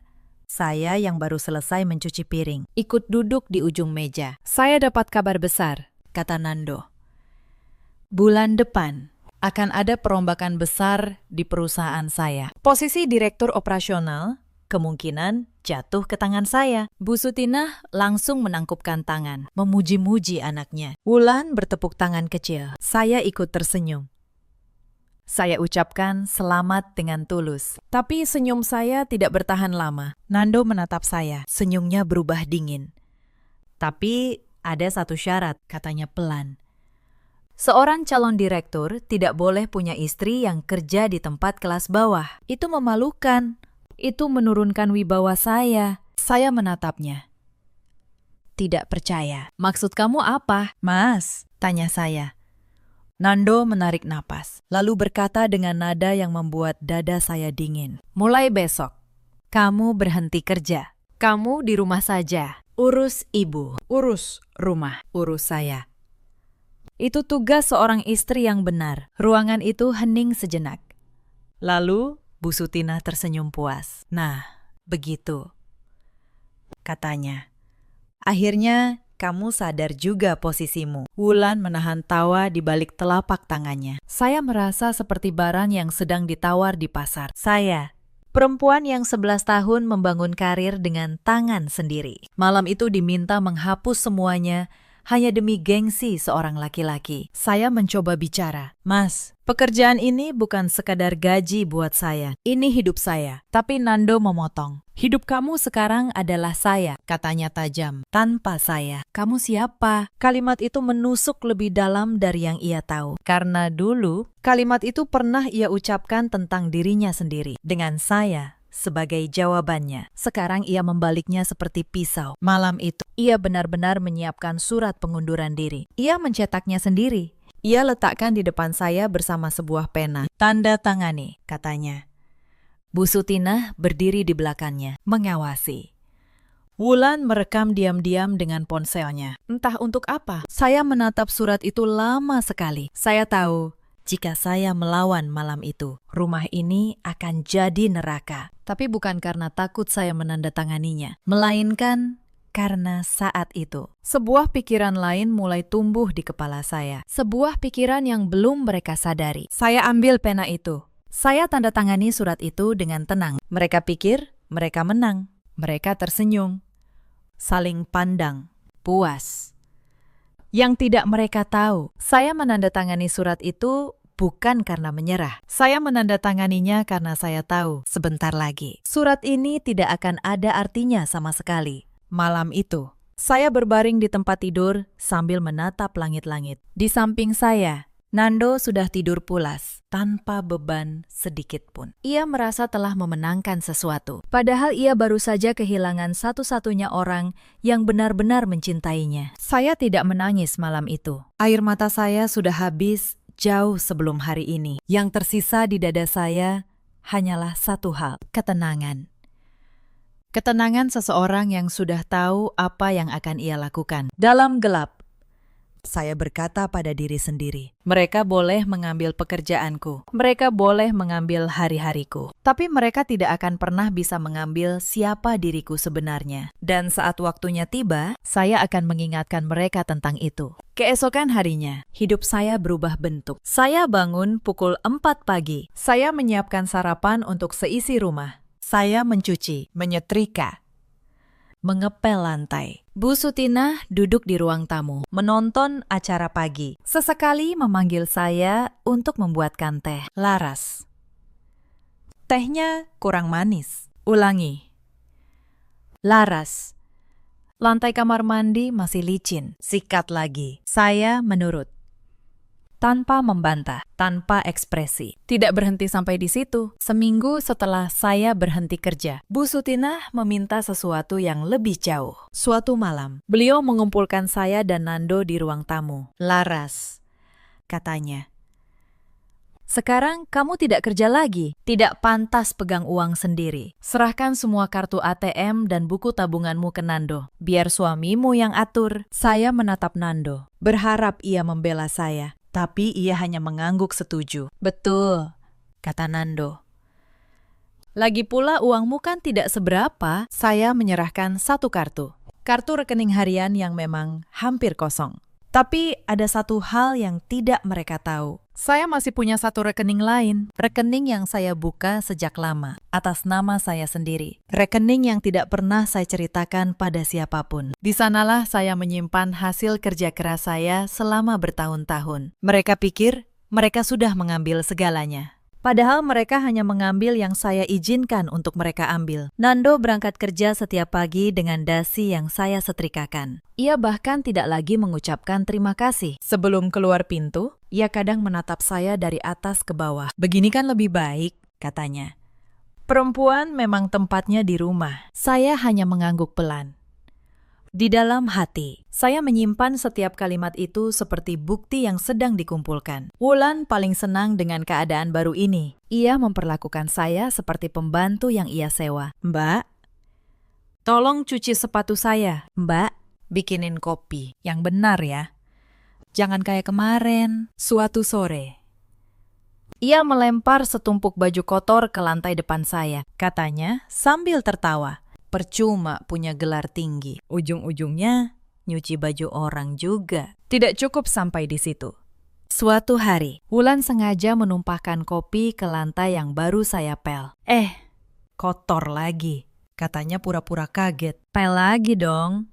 Mbak, saya menahan napas. Mengambil kain pel dan membersihkannya lagi. Ia berdiri di sana, menonton sambil tersenyum puas. Begini ya rasanya punya pembantu, gumamnya pada temannya di telepon. Saya tidak menjawab apa-apa. Saya hanya terus bekerja, sambil menyimpan setiap penghinaan itu di dalam ingatan. Karena saya tahu suatu hari nanti, semua ini akan menjadi cerita yang berbeda. Saya memungut baju-baju itu satu persatu. Saya tidak menjawab.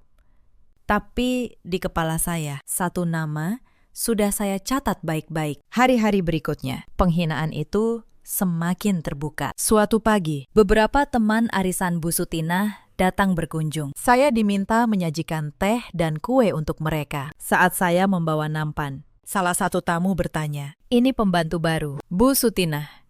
Bu Sutinah tertawa.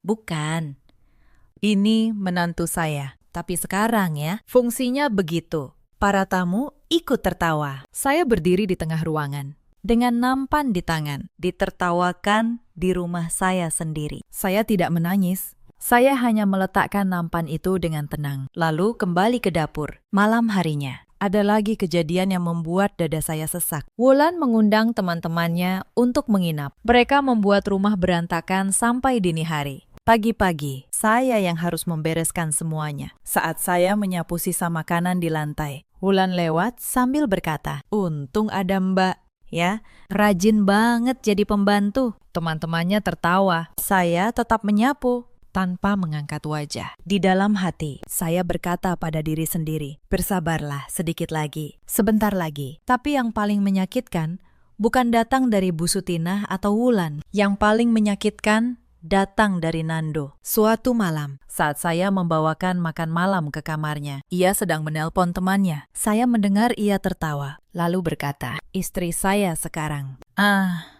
Sudah jadi ibu rumah tangga biasa. Dulu sih kerja, tapi ya, kelasnya bukan untuk orang seperti saya." Saya berdiri di balik pintu, memegang nampan, mendengar setiap kata. Lelaki yang saya bangun dari nol, kini menjadikan saya bahan candaan di telepon. Malam itu, saya tidak tidur. Bukan karena sedih, tapi karena tekad saya semakin bulat. Akhir pekan itu, keluarga besar Nando datang berkunjung. Rumah penuh dengan paman, bibi, dan sepupu-sepupunya. Saya sibuk di dapur sepanjang hari, menyiapkan makanan untuk semua. Saat makan siang, salah satu bibi memuji masakan saya. "Enak sekali masakannya." "Siapa yang masak?" Bu Sutinah menjawab cepat, "Menantu saya."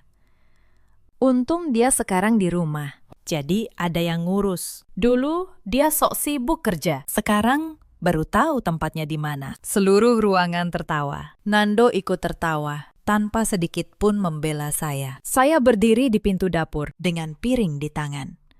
Menjadi tontonan. Saya tersenyum tipis. Lalu kembali ke dapur. Di balik pintu, saya menggenggam erat tepi meja. "Bersabarlah," kata saya pada diri sendiri. Sebentar lagi, semuanya akan berbeda. Beberapa hari kemudian, tubuh saya mulai menyerah. Kurang tidur. Bekerja seharian, lalu begadang menyusun berkas. Semuanya menumpuk. Suatu malam, saya jatuh sakit. Demam tinggi, saya hampir tidak bisa berdiri. Tapi pagi harinya, Bu Sutinah tetap mengetuk pintu kamar dengan keras. "Laras, sarapan belum siap. Kamu ini bagaimana?" Saya mencoba bangun. Kepala saya berputar. Saya bilang, "Maaf, Bu, saya sedang demam." Bu Sutinah masuk, menatap saya tanpa belas kasihan. "Demam sedikit saja sudah malas-malasan," katanya. "Dulu ibu mengurus 3 anak sambil sakit, tidak pernah mengeluh." Ia pergi, meninggalkan saya yang masih menggigil di tempat tidur. Tidak ada yang membawakan saya obat. Tidak ada yang bertanya saya butuh apa. Bahkan Nando, suami saya, hanya melirik sekilas sebelum berangkat kerja. "Jangan manja," katanya. "Minum air putih saja, nanti juga sembuh." Saat itu, sambil menggigil sendirian, Saya berjanji pada diri sendiri. Ini terakhir kalinya saya membiarkan mereka memperlakukan saya seperti ini. Mbak Asih diam-diam membawakan saya bubur dan obat siang itu. Hanya dia, satu-satunya, yang masih memperlakukan saya sebagai manusia. Hari-hari berikutnya berjalan seperti itu. Saya menjadi bayangan di rumah saya sendiri. Mereka bahkan mulai membatasi siapa yang boleh saya temui. Suatu hari, seorang teman lama menelpon, mengajak saya menghadiri reuni kantor. Sebelum saya menjawab, Nando merebut ponsel dari tangan saya. Istri saya sibuk, katanya. Lalu menutup telepon. Saya menatapnya. Tidak percaya. Itu teman saya, Mas, kata saya. Teman dari dunia yang sudah kamu tinggalkan, jawabnya dingin.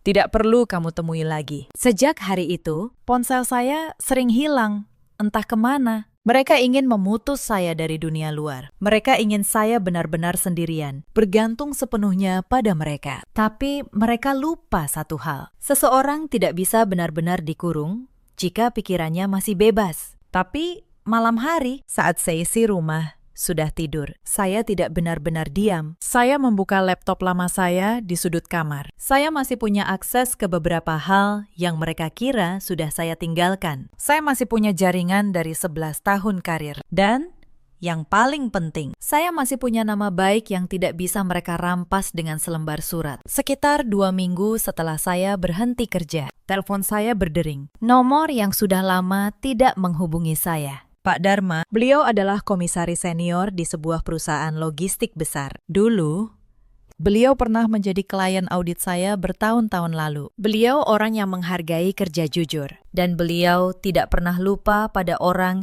yang pernah menyelamatkan perusahaannya dari laporan keuangan yang berantakan. Laras, kata beliau di telepon, perusahaan kami sedang ada masalah besar. Kami butuh orang yang bisa dipercaya. Saya ingin bertemu denganmu. Saya menyetujui pertemuan itu. Saya keluar diam-diam pada pagi hari dengan alasan ke pasar. Saya bertemu Pak Dharma di sebuah kantor di kawasan SCBD. Di ruangan itu, beliau menjelaskan semuanya. Perusahaan logistik mereka sedang dalam krisis kepercayaan. Ada dugaan penyalahgunaan anggaran di salah satu divisi. Dewan Komisaris memutuskan untuk merombak total jajaran pimpinan. Dan mereka membutuhkan seorang direktur baru yang bersih, yang paham audit, yang tidak punya kepentingan dengan permainan lama di dalam. Pak Dharma menatap saya. Kami ingin kamu, Laras, sebagai direktur utama yang baru. Saya tidak langsung menanggapi. Pak Dharma melanjutkan. Suaranya pelan,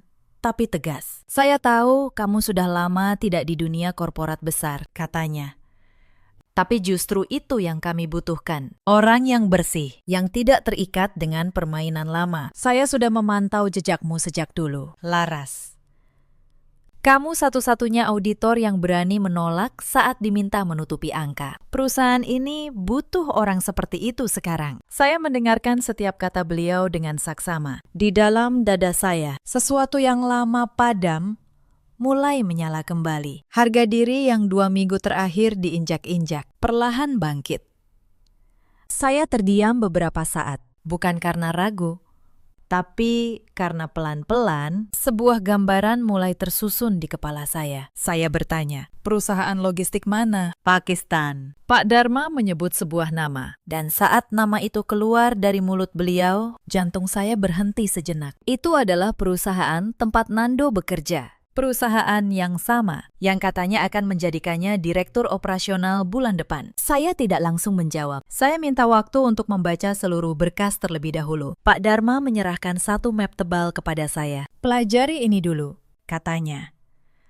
Ini hasil audit awal divisi operasional. Saya membawa map itu pulang. Tersembunyi di dalam tas belanja. Malam itu, setelah semua tidur, saya membukanya.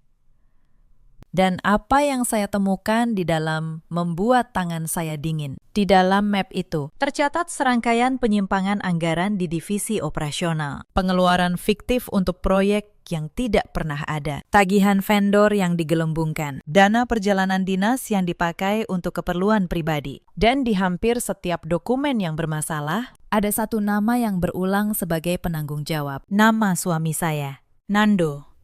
Saya membaca berkas itu satu persatu, sampai jauh lewat tengah malam. Saya bukan sedang mencari-cari kesalahan. Saya sedang membaca kebenaran yang selama ini disembunyikan dari saya. Suami yang menghina pekerjaan saya, yang menyebut kantor saya kelas kampung, ternyata sedang membangun jabatannya di atas uang yang bukan haknya. Jabatan yang ia banggakan itu, ia kejar dengan menutupi jejak yang kotor. Saya menutup map itu. Saya simpan kembali ke tempat yang aman karena waktunya belum tepat. Belum. Selama beberapa malam berikutnya, saya bekerja dalam diam. Setelah seisi rumah tidur, saya kembali membuka berkas itu. Saya cocokkan setiap angka dengan catatan yang saya punya. Saya susun urutannya, dari penyimpangan paling kecil sampai yang paling besar. Saya buat salinan untuk berjaga-jaga. Saya simpan di tempat yang tidak akan pernah mereka duga. Sebagai auditor, saya tahu satu hal yang tidak diketahui Nando, bahwa angka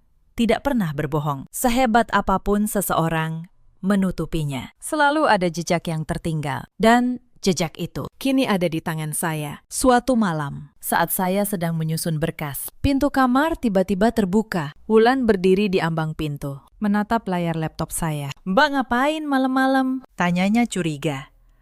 Saya menutup laptop dengan tenang. "Cuma baca berita," jawab saya.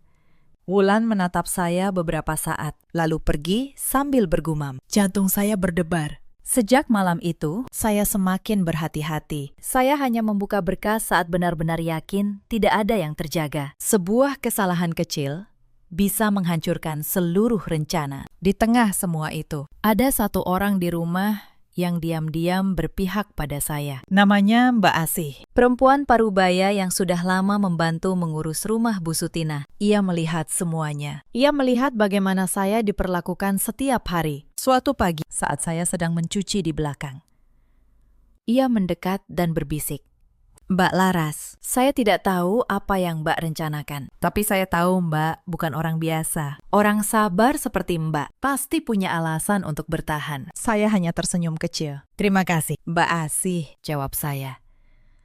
Untuk pertama kalinya dalam 2 minggu, ada seseorang yang melihat saya sebagai manusia, bukan sebagai pembantu. Kebaikan kecil itu memberi saya kekuatan untuk terus bertahan beberapa hari lagi.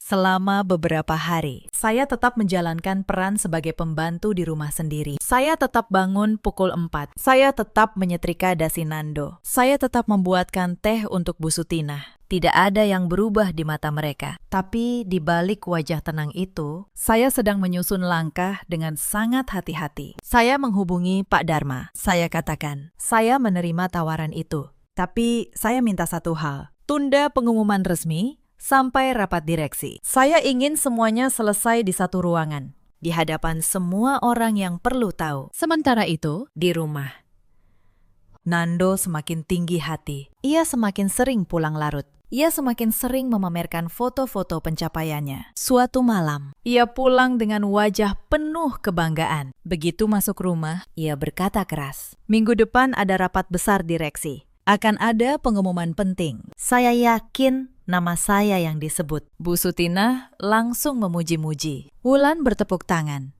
Saya yang sedang menata piring hanya mendengar dari kejauhan. Lalu Nando menoleh ke arah saya dengan senyum meremehkan yang sudah sangat saya kenal. "Sayang sekali ya," katanya. "Kalau kamu masih kerja, mungkin kamu bisa sedikit merasakan suasana dunia profesional seperti itu." Bu Sutina tertawa kecil. Wulan ikut mencibir. Saya hanya tersenyum. Karena saat itu, saya tahu sesuatu yang mereka tidak tahu. Sesuatu yang akan mengubah hidup mereka dalam hitungan hari. Beberapa hari menjelang rapat, suasana rumah semakin panas. Nando mulai mengatur segala hal. Ia menyuruh saya menyiapkan pakaiannya jauh-jauh hari. Ia bahkan melatih pidato kemenangannya di depan cermin, seolah jabatan itu sudah pasti miliknya. Suatu malam, ia memanggil saya ke kamar. "Laras," katanya, "setelah saya jadi direktur, kamu harus belajar bersikap. Jangan permalukan saya di depan orang-orang penting. Kamu cukup diam, senyum, dan jangan banyak bicara." Saya menatapnya. "Baik, Mas," jawab saya. Saya akan ingat itu baik-baik. Ia tersenyum puas, mengira saya sudah benar-benar tunduk. Ia tidak tahu. Setiap kalimat merendahkan itu hanya menambah tekad saya. Wulan pun ikut sibuk. Ia merencanakan pesta kecil untuk merayakan kenaikan jabatan kakaknya. Ia memesan kue, menyewa dekorasi, mengundang kerabat. "Mbak," katanya pada saya, "nanti malam perayaan. Mbak yang urus konsumsinya, ya. Sekali-kali jadi pelayan yang benar." Saya mengangguk. "Boleh," jawab saya. "Tapi saya rasa perayaannya mungkin tidak akan seperti yang kalian bayangkan." Wulan mengernyit. "Tidak mengerti." "Maksudnya apa, Mbak?" "Tidak ada," jawab saya sambil tersenyum. "Hanya firasat." Beberapa malam sebelum rapat, sebuah kejadian kecil justru memperkuat semua yang saya butuhkan. Wulan pulang membawa tas baru dan sepatu mahal. Bu Sutinah bertanya, "Uang dari mana?" "Wulan." Wulan menjawab enteng, "Dari Mas Nando. Katanya Mas Nando lagi banyak rejeki. Ada proyek besar yang bonusnya gede." Saya berhenti sejenak di dapur. Proyek besar. Saya tahu betul. Tidak ada bonus resmi sebesar itu di laporan perusahaan. Yang ada hanyalah dana yang mengalir dari pos-pos yang tidak seharusnya. Diam-diam saya catat semuanya. Malam terakhir sebelum rapat, rumah berjalan seperti biasa. Nando menyiapkan setelan terbaiknya. Bu Sutinah menyetrika dengan bangga, sambil terus berkata, "Besok anak ibu jadi direktur." Wulan sibuk memilih baju untuk ikut merayakan nanti malam. Dan saya, seperti biasa, diminta menyiapkan semuanya. "Laras, besok suamimu jadi orang besar," kata Bu Sutinah. "Untung dia mau menampung kamu di rumah ini." Saya hanya mengangguk. Saya bilang, "Iya, Bu, besok pasti jadi hari yang tidak akan terlupakan." Saya mengucapkannya dengan tulus. Mereka tidak tahu betapa benarnya kalimat itu. Saya tidur lebih awal malam itu. Tapi sebelum tidur, saya menyiapkan satu setelan kerja yang sudah lama tidak saya sentuh. Saya menyiapkan map yang berisi seluruh berkas audit. Saya menyiapkan diri saya. Bukan untuk menjadi pembantu, tapi untuk kembali menjadi diri saya yang sebenarnya. Pagi itu datang seperti pagi-pagi yang lain. Nando bangun dengan semangat. Ia memakai setelan terbaiknya, dasi yang saya setrikakan kemarin. Ia berkaca lama sekali, tersenyum pada bayangannya sendiri. "Hari ini," katanya pada bayangan di cermin, "semua orang akan tahu siapa saya." Bu Sutinah mengantarnya sampai pintu, mendoakan dengan suara melengking. Wulan melambai sambil berkata, "Sukses ya, Mas." Nando melirik saya sekilas. "Jaga rumah baik-baik," katanya. "Hari ini bukan hari untuk orang sepertimu." Lalu ia pergi dengan dada membusung. Saya menunggu sampai pintu pagar tertutup. Lalu saya masuk ke kamar. Saya lepas daster yang sudah 2 minggu menjadi seragam saya. Saya kenakan setelan kerja yang rapi. Saya rapikan rambut. Saya tatap diri saya di cermin. Dan untuk pertama kalinya dalam 2 minggu, saya melihat Larasati yang dulu. Auditor senior.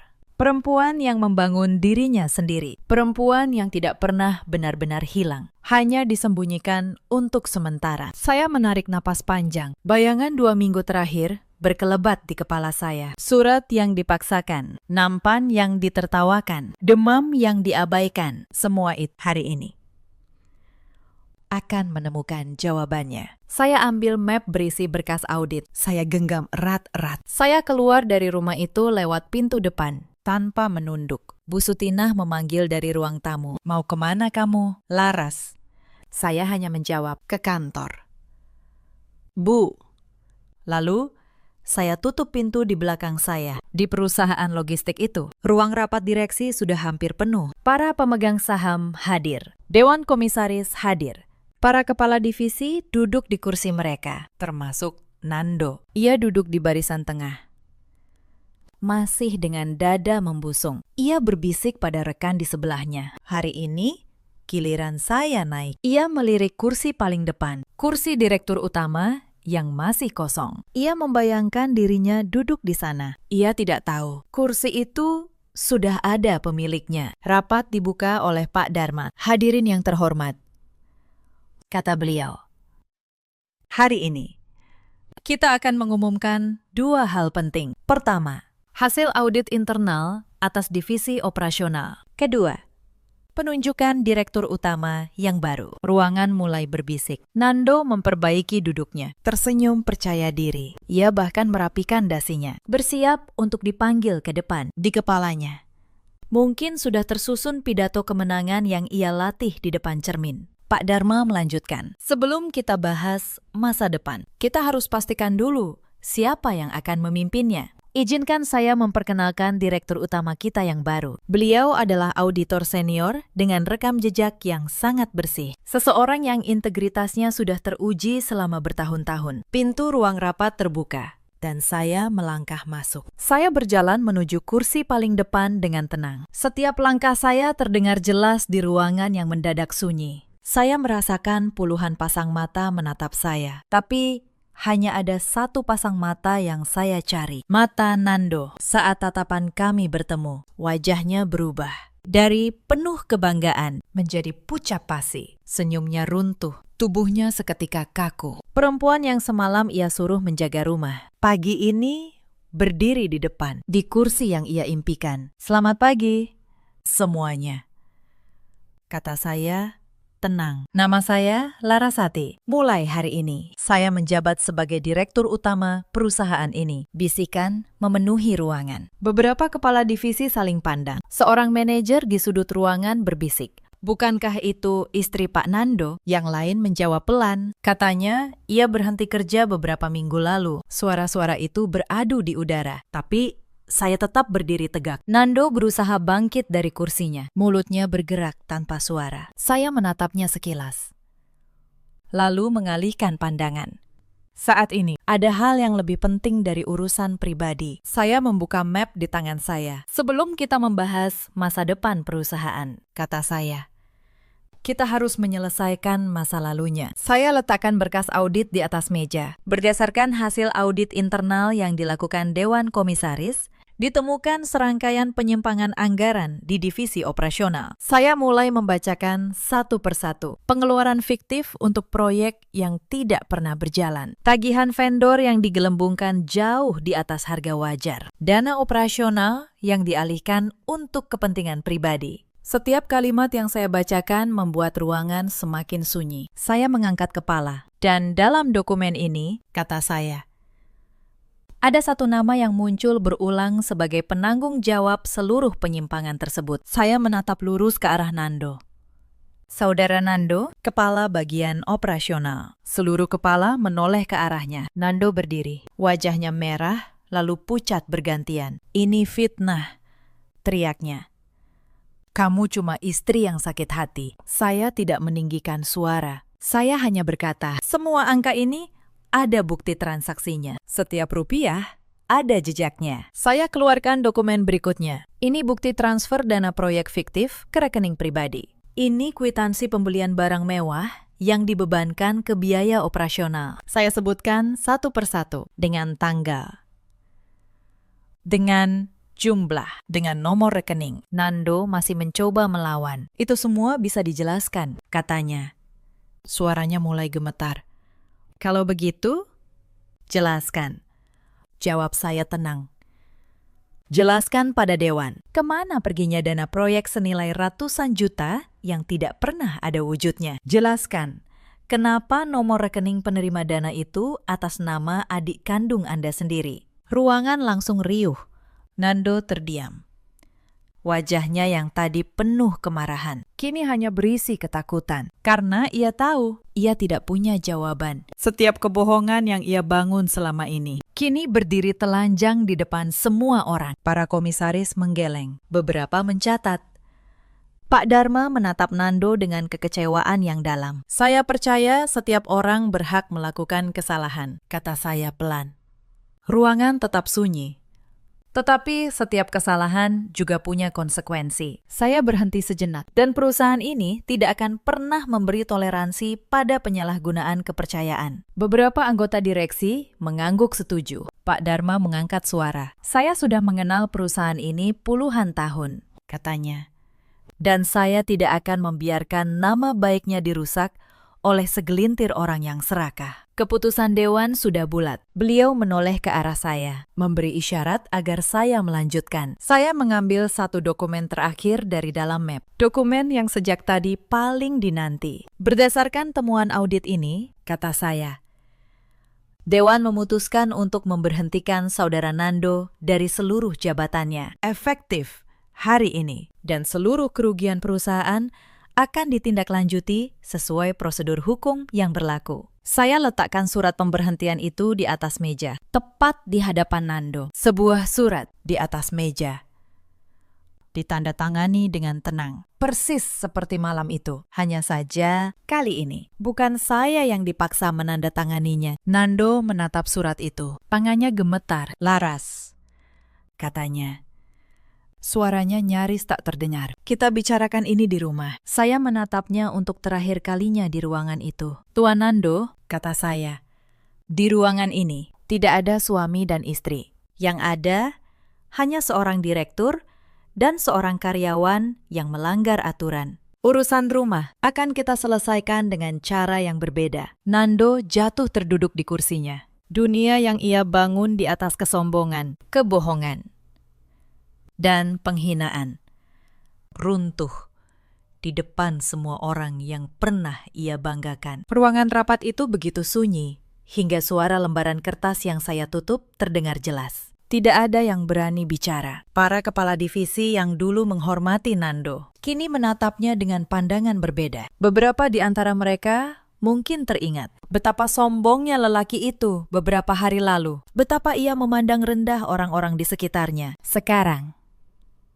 ia hanya duduk di sana, dengan kepala tertunduk dan tangan yang masih gemetar. Saya menutup map saya perlahan. Rapat akan kita lanjutkan setelah istirahat, kata saya pada hadirin.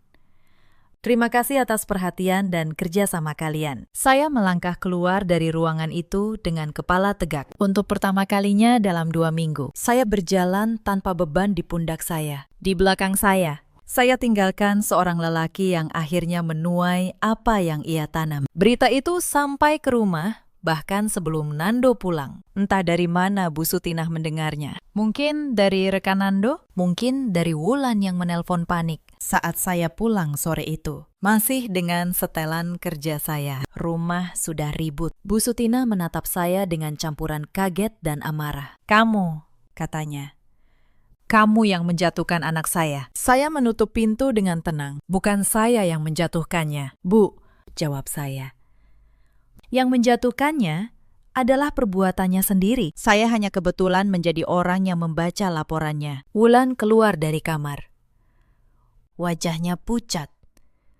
Tas mahal dan sepatu mahal yang ia pamerkan beberapa hari lalu mendadak terasa seperti bukti. Karena memang begitulah adanya. Uang yang ia nikmati selama ini berasal dari pos yang sama yang membuat kakaknya kehilangan segalanya. Wulan tidak berani menatap saya. Ia yang dulu melempar baju kotor ke depan saya, kini hanya bisa diam di sudut ruangan. Mbak, katanya akhirnya. Suaranya gemetar. Saya tidak tahu uang itu dari sana. Saya menatapnya.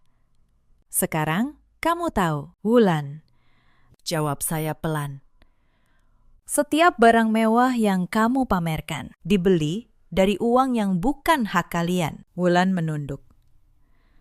Air matanya mulai jatuh. Untuk pertama kalinya, ia tidak punya kata-kata untuk mencibir. Nando pulang menjelang malam. Ia tidak lagi membusungkan dada, bahunya turun. Langkahnya berat. Ia berdiri di depan saya, lelaki yang pagi tadi merasa menguasai dunia. Laras, katanya. Maafkan saya. Saya hilaf. Saya menatapnya lama. Saya tidak merasakan kemenangan. Saya hanya merasakan lelah yang panjang, akhirnya menemukan ujungnya. Ia mencoba mendekat, suaranya memohon. Kita bisa mulai lagi dari awal, katanya. Seperti dulu, kamu yang menemani saya. Kita bangun semuanya bersama. Saya menggeleng pelan. Dulu, kata saya. Saya menemanimu karena cinta, bukan karena kamu butuh. Saat kamu tidak punya apa-apa, saya tetap di sampingmu. Tapi saat kamu merasa punya segalanya, kamu membuang saya seperti barang yang tidak berguna. Cinta tidak bekerja seperti itu. Mas, cinta yang sejati tidak menghina orang yang dicintainya saat ia merasa di atas. Mas, Kata saya pelan, dulu. Saya menggenggam tanganmu saat kamu bukan siapa-siapa. Saya tidak pernah malu pada pekerjaanmu, sekecil apapun itu. Tapi begitu kamu punya jabatan, kamu malu punya istri seperti saya. Kamu menukar harga diri saya dengan gengsimu. Yang membuat saya pergi bukan kegagalanmu, Mas, tapi caramu memandang rendah orang yang paling mencintaimu. Saya tidak berteriak, saya tidak menangis. Saya hanya meletakkan surat lain di atas meja. kali ini Surat dari saya sendiri. Surat permohonan cerai. Saya sudah memutuskan, kata saya. Bukan karena kamu kehilangan jabatan, tapi karena kamu sudah lama kehilangan dirimu jauh sebelum hari ini. Malam itu, untuk pertama kalinya. Rumah itu benar-benar hening. Bu Sutina tidak lagi memerintah. Wulan tidak lagi mencibir. Nando tidak lagi membusungkan dada. Mereka semua duduk dalam diam, menyadari bahwa perempuan yang mereka anggap pembantu ternyata adalah satu-satunya orang yang menahan rumah itu agar tidak runtuh sejak awal. Hari-hari setelah itu berjalan cepat. Proses hukum atas penyalahgunaan dana berjalan sesuai prosedur. Nando kehilangan jabatan, kehilangan nama baik, kehilangan rumah tangga yang dulu ia anggap remeh. Bu Sutina dan Wulan kembali ke kampung halaman mereka. Sebelum pergi, Bu Sutina sempat berdiri di depan saya. Wajahnya yang dulu penuh kesombongan, kini hanya menyisakan penyesalan. Laras, katanya pelan. Ibu minta maaf. Ibu salah menilaimu selama ini. Saya menatapnya beberapa saat. Saya tidak menyimpan dendam. Bu, jawab saya. Tapi rasa hormat tidak bisa dipaksakan dan tidak bisa dibeli kembali setelah hilang. Beliau menunduk, lalu pergi tanpa berkata apa-apa lagi. Tidak ada lagi calon direktur untuk dibanggakan. Tidak ada lagi menantu untuk diperintah. Dan saya perlahan membangun kembali hidup saya. Bukan dari nol, tapi dari fondasi yang tidak pernah benar-benar mereka hancurkan. Di kantor, saya mulai menata ulang perusahaan yang sempat goyah. Saya bersihkan sistem dari praktik-praktik yang selama ini disembunyikan. Saya beri kesempatan pada karyawan jujur yang dulu terabaikan. Pelan-pelan, perusahaan itu kembali sehat. Para karyawan yang dulu takut bersuara, kini berani melapor jika melihat kejanggalan. Pak Dharma sering berkata, keputusan menunjuk saya adalah yang terbaik yang pernah Dewan ambil. Saya hanya tersenyum mendengarnya. Karena bagi saya, ini bukan tentang jabatan. Ini tentang membuktikan bahwa kejujuran selalu menemukan jalannya. Sepanjang apapun, ia harus menunggu. Beberapa bulan setelah semua itu, saya mendengar kabar tentang Mando. Ia akhirnya mendapatkan pekerjaan baru. Bukan jabatan besar, bukan posisi bergengsi. Hanya pekerjaan biasa yang jujur dan layak. Anehnya, saya ikut bersyukur mendengarnya. Karena setiap orang berhak mendapat kesempatan untuk memperbaiki diri. Termasuk orang yang pernah menyakiti kita. Suatu sore, saat matahari mulai tenggelam di balik gedung-gedung kota, saya berdiri di depan jendela ruang kerja saya. Saya memandang langit yang perlahan berubah keemasan. Saya tersenyum. Bukan karena berhasil menjatuhkan seseorang. Bukan pula karena berhasil membuktikan siapa saya. Tapi karena akhirnya saya berhasil mempertahankan satu hal yang jauh lebih berharga. Harga diri saya. Cerita ini mengajarkan kita banyak hal. Jangan pernah meremehkan seseorang hanya karena pekerjaannya terlihat sederhana. Dan jangan pernah membiarkan jabatan membutakan kita pada kebaikan orang yang selama ini ada di samping kita. Karena kesombongan sering datang lebih dulu sebelum kejatuhan.